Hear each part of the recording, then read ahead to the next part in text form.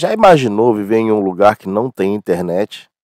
E mais, na hora de cortar o cabelo ter que respeitar um catálogo pré-definido de cortes que você pode fazer? Eu pensei muito antes de fazer esse vídeo, pois é bem grande a probabilidade de, depois de fazê-lo, nunca mais poder entrar na Coreia do Norte, pois é muito difícil falar de forma imparcial sobre tudo que lá ocorre. Mas pensando bem, não sei mesmo se tenho vontade de visitar um país onde a possibilidade de não sair vivo é real. E poucos temas me inquietam tanto como as atrocidades que lá ocorrem. Logo, eu resolvi fazer esse vídeo para vocês, acho até que como forma de compartilhar minha indignação. Mas como esse vídeo vai ficar grande, o dividirei em dois. Hoje vamos falar do regime comunista mais rígido do mundo, a Coreia do Norte. Seja novamente muito bem-vindo ao canal Enigma History, o canal que aborda os mistérios mais intrigantes da humanidade.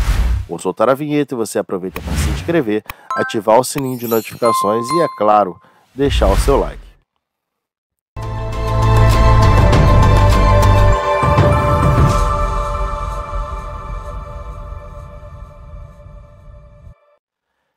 É como viver em uma grande mentira, como no filme Show de Truman. Seria até engraçado se não fosse tão sério, ou até mesmo trágico, eu diria. Mas para falar sobre o que deu causa a tudo isso, precisaremos voltar até 1910, até para que possamos entender como as coisas chegaram a esse ponto. Em 1910, a Coreia, que até então era uma só, foi anexada ao Japão. O Império Japonês, que naquela época não era nada bonzinho e dominou a Coreia por longos 35 anos, explorando-os e tratando-os por colônia, proibindo-os, inclusive, de falar coreano, chegando ao ponto de proibir até que os coreanos batizassem seus filhos com nomes coreanos. A partir dali, os coreanos deveriam batizar seus filhos com nomes japoneses. E tudo isso tinha como intuito enterrar a cultura coreana e implantar a cultura japonesa. Durante a Segunda Guerra Mundial, os japoneses exploraram ainda mais a Coreia e seus recursos naturais, além de mandar os coreanos para a guerra. Porém, como todos sabemos, o Japão perdeu a guerra, mas antes mesmo de sua rendição, já havia um acordo definindo que a Coreia seria finalmente independente. Foi quando ficou definido que a União Soviética teria uma zona de influência na parte norte da Coreia até o paralelo 38, e assim foi feito.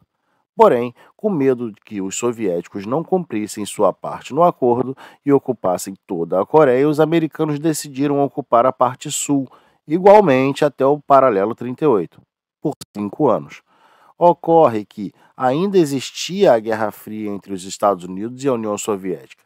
Logo, durante esses 5 anos de ocupação, cada país influenciou sua parte da Coreia do seu jeito, com os seus próprios ideais, e assim se deu a ocidentalização da Coreia do Sul, bem como a implantação do regime comunista na Coreia do Norte. Em 1948, os soviéticos desocuparam a Coreia do Norte e no ano seguinte os Estados Unidos fizeram o mesmo na Coreia do Sul. Ocorre que, no norte, os soviéticos foram embora, mas deixaram lá o seu representante, Kim Il-sung, que perpetuaria o regime comunista no país.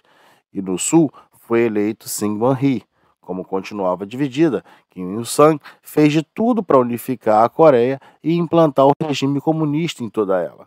E, por outro lado, Syngman-rhee também queria a unificação, mas banindo o regime comunista de lá, o que causou uma grande tensão na Península Coreana durante muito tempo.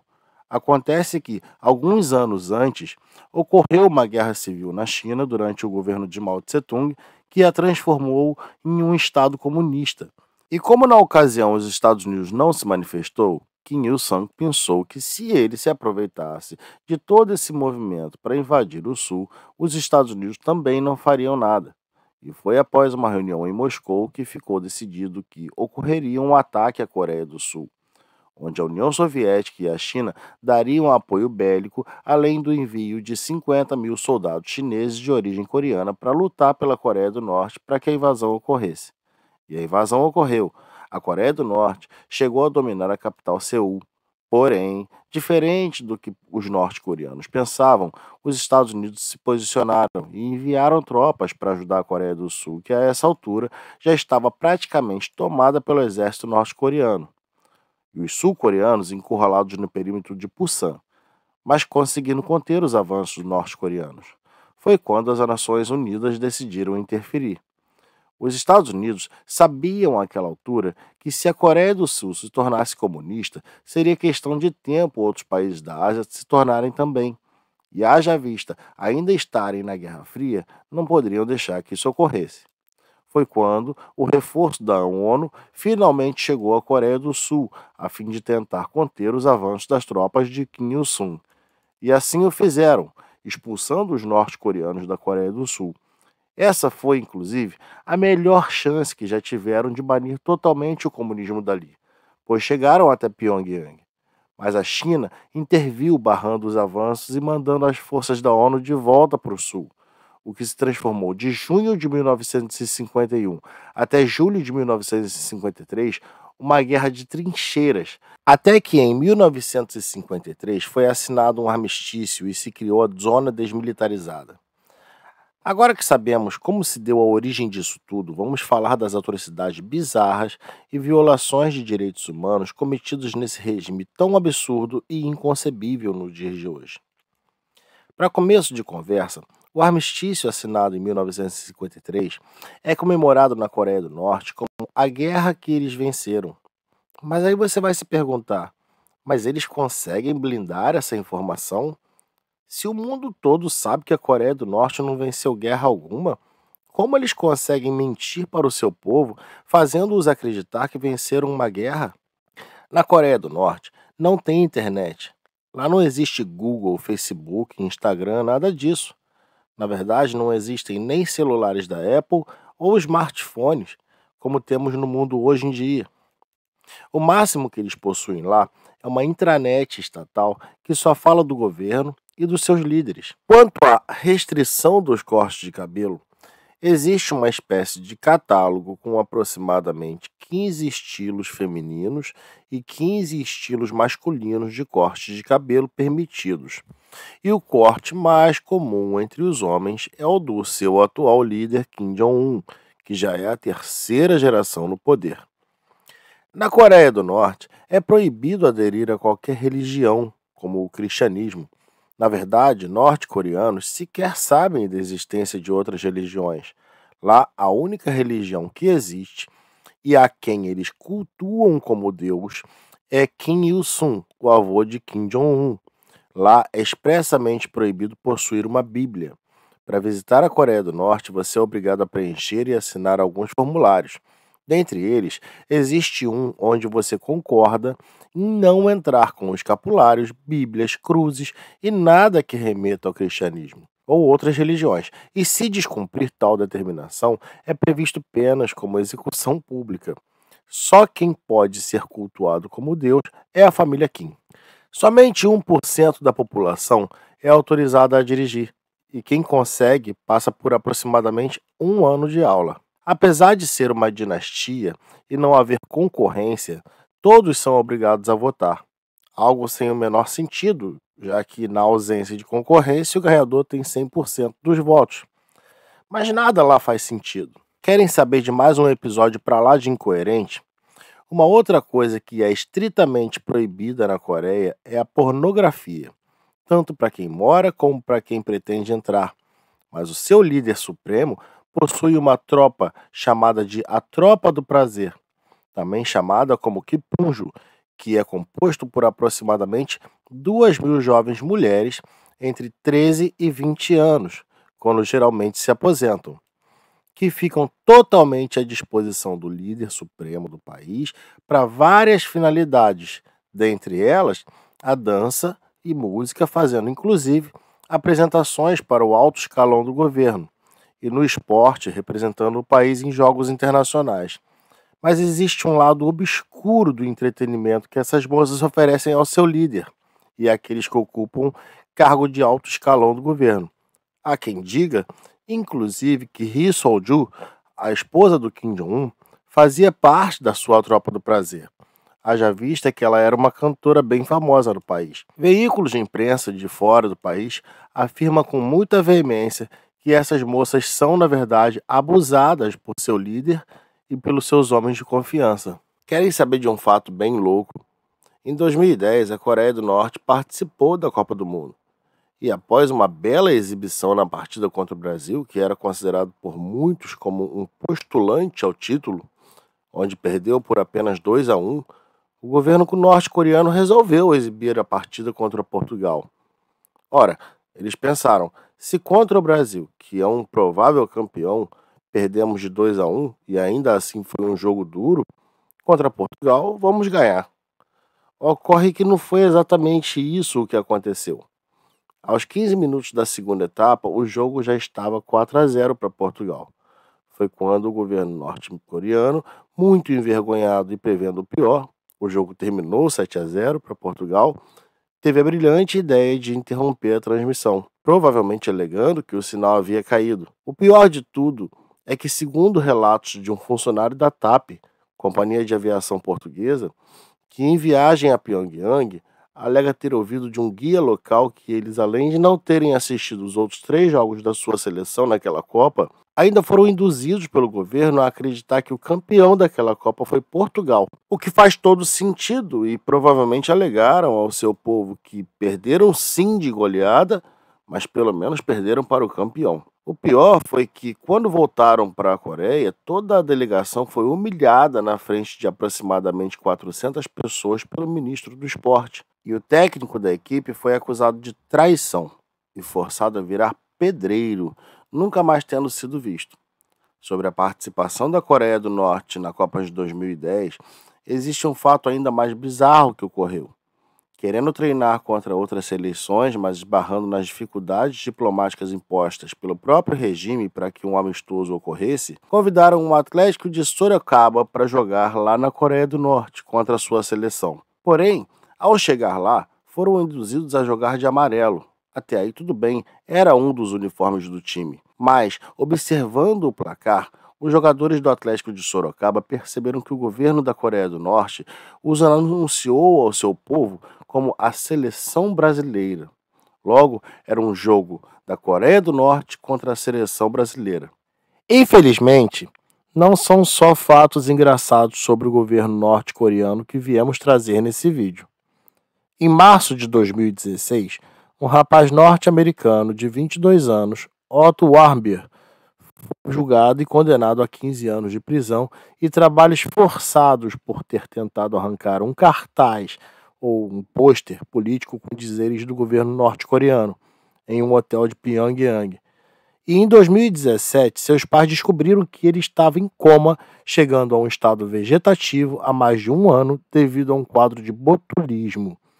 Segundo o governo norte-coreano, após tomar um remédio, foi quando o governo norte-coreano resolveu devolvê-lo à sua família. Porém, pouco depois de chegar aos Estados Unidos, o rapaz veio a óbito. Mas o que todos devem perguntar é: por que ninguém faz nada? Em dezembro de 2006, por influência dos Estados Unidos, ocorreu então o julgamento de Saddam Hussein, presidente do Iraque, que aconteceu em um tribunal especial iraquiano, dito pelo próprio Saddam Hussein, que chamou o tribunal de peça de teatro armada por George W. Bush para ganhar as eleições de 2004. Ele foi acusado de violações dos direitos humanos durante o seu governo e foi condenado à pena de morte por enforcamento pelo assassinato de 148 homens, predominantemente xiitas, na cidade iraquiana de Dujail em 1982. Vejam bem, condenado à pena de morte por enforcamento pelas mesmas violações de direitos humanos praticados pela dinastia Kim na Coreia do Norte. Mas então por que contra o governo da Coreia do Norte ninguém faz nada? Porque lá não tem petróleo? Ou seria por medinho de seus aliados China e Rússia? Em 2011, Muammar Gaddafi, ditador político, militar, ideológico e governante absoluto de seu país, a Líbia, foi capturado após seu comboio ser atingido por um avião de guerra francês. E segundo vídeos feitos com telefones celulares, mostravam que tanto Gaddafi quanto seu filho Mutassim estavam vivos ao serem capturados. E capturados foram mortos por populares, mas com uma pequena forcinha da aeronave francesa. Gente, o que eu quero aqui trazer é que não tem mais o menor cabimento de, no dia de hoje, existir uma nação que aprisiona seus habitantes, viola os direitos mais básicos de qualquer ser humano em detrimento dos seus caprichos, dos caprichos de seu ditador.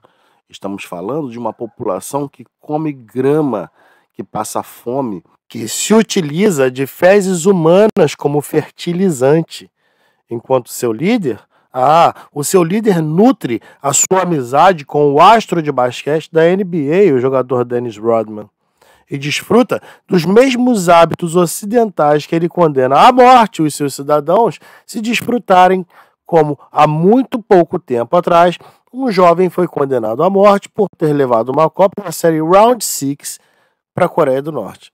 A irmã mais nova de Kim Jong-un, Kim Yo-jong, a próxima na linha de sucessão, estudou na Suíça. O próprio Kim Jong-un estudou na Suíça e passava as férias na Europa, enquanto o seu povo não pode sequer escolher nem em qual lugar da Coreia pode morar. A população da Coreia é dividida em castas, denominada Songbun. Songbun é um sistema de categorias usado na Coreia do Norte para classificar os seus cidadãos. Esse sistema é baseado no contexto político, social e econômico dos antepassados diretos, bem como no comportamento dos parentes, sendo usado para determinar se uma pessoa pode ser confiável, dado-lhe oportunidades dentro da Coreia do Norte, o que, aos nossos olhos, não é nada demais, pois o seu sistema define onde podem morar, se podem morar em Pyongyang, quais as áreas da cidade pode frequentar, que tipo de função podem desempenhar. Existem 3 classificações principais e cerca de 50 subclassificações. Em 1958, de acordo com Kim Il-sung, em seu discurso, a classe leal constituía 25% da população norte-coreana. A classe neutra ou vacilante, de 55%, e a classe considerada hostil, de 20%. Fugir da Coreia do Norte é quase uma missão impossível. A chance de morrer é bem real, ora pela própria dificuldade do terreno, ora porque, uma vez visto tentando fugir, os soldados são autorizados a atirar, ou ainda, se capturado, você é enviado para o campo de concentração. Sim, eles possuem campos de concentração ativos, mas teve gente que conseguiu fugir. E é bom saber que, uma vez que você consiga fugir, é bom que ninguém da sua família tenha ficado lá, pois quem ficar vai sofrer as consequências pela sua fuga. Até o governo de Kim Jong-il era bem mais fácil fugir, fosse subornando algum guarda ou até se arriscando pela fronteira mesmo, pela zona desmilitarizada. Ocorre que, após a sua morte, seu filho Kim Jong-un, percebendo que havia muitos desertores aparecendo na TV sul-coreana, reforçou bastante as fronteiras com cercas eletrificadas, o que torna a fuga pelo sul do país praticamente impossível. E os números comprovam isso. Mas como eles não conseguiam colocar uma cerca no penhasco, era possível tentar uma fuga pelos rios. Mas uma vez do outro lado do rio, os desertores também precisavam escapar das autoridades chinesas. Ha Jin-woo, um desertor da Coreia do Norte que entre 2010 e 2014 dedicou sua vida ao trabalho de amparo a esses desertores como um intermediário, e com sua ajuda muitos conseguiram escapar, ele é quem explica essas possíveis rotas de fuga. Outro caminho é pela parte norte da fronteira e pelos desertos da Mongólia, o que é bem perigoso por conta do clima e dos animais selvagens pelo caminho.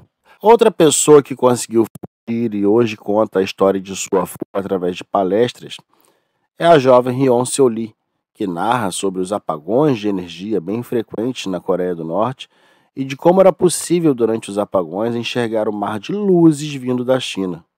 Ela fala ainda do rio Amrok e como ele pode ser, por vezes, estreito na fronteira com a China, mas que exatamente por isso era possível também, por muitas vezes, ver os corpos boiando daqueles que tentavam fugir por ele.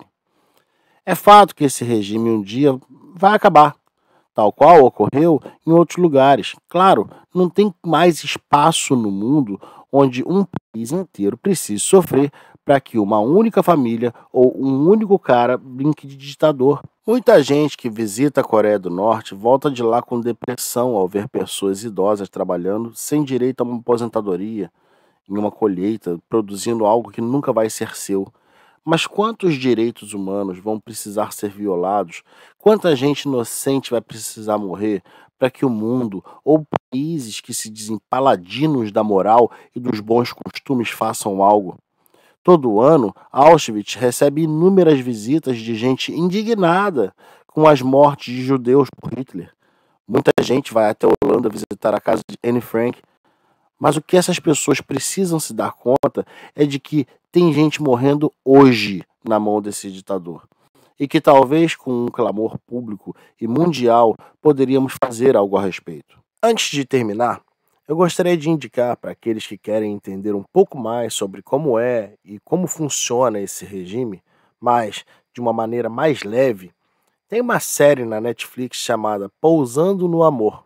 Super recomendo, pois apesar de se passar na Coreia do Norte e mostrar bastante a realidade de lá, a história é contada de uma forma bem mais branda. Gostou do vídeo? Então não se esqueça de deixar o seu like. Isso nos ajuda muito a continuar produzindo novos conteúdos.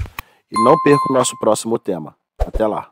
I know you told your friend you're not okay, and tell me what's wrong and why you never said you felt that way. And guess you're trying to stay strong and fake a smile until I look away. But I've known you too long, it hurts to